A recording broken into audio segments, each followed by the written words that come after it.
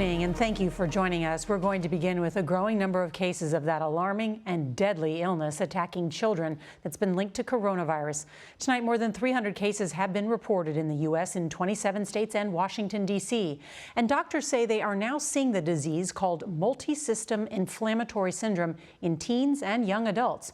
New York's governor says he's now urging parents not to send their children to day camps until more is known about the disease.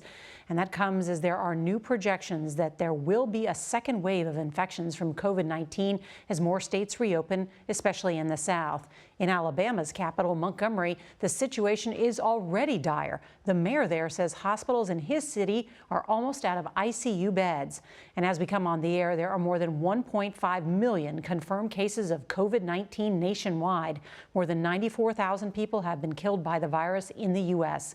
And tonight, after months of disinfecting our groceries, door handles, and nearly everything else we touch, the CDC now says it does not believe the virus spreads easily from surfaces to people, though it says we are still just learning about how it is transmitted.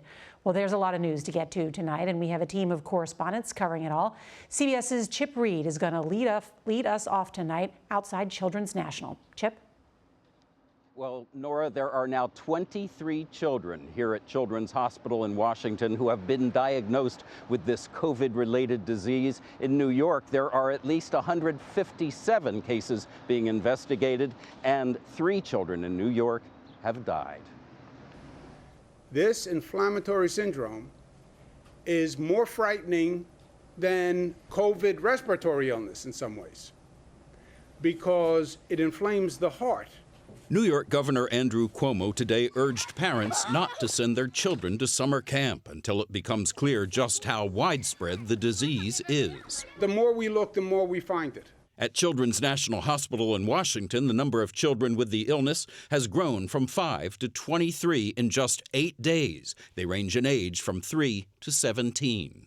Dr. Roberta DiBiase is the hospital's chief of pediatric infectious diseases. What do parents need to know? How can they, what should they be on the lookout for? The most overarching common theme amongst all the patients is fever, and significant fever, so not low-grade fever, but fever that is, 102 or higher and persistent. And she says there's a wide spectrum of additional possible symptoms.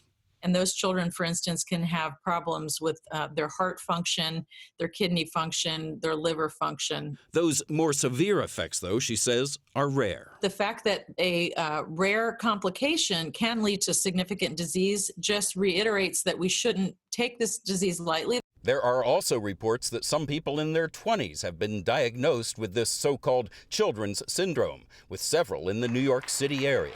In Baltimore this weekend, Dariana Dyson died from the illness. She would have turned 16 next month and was looking forward to celebrating at the beach with her family.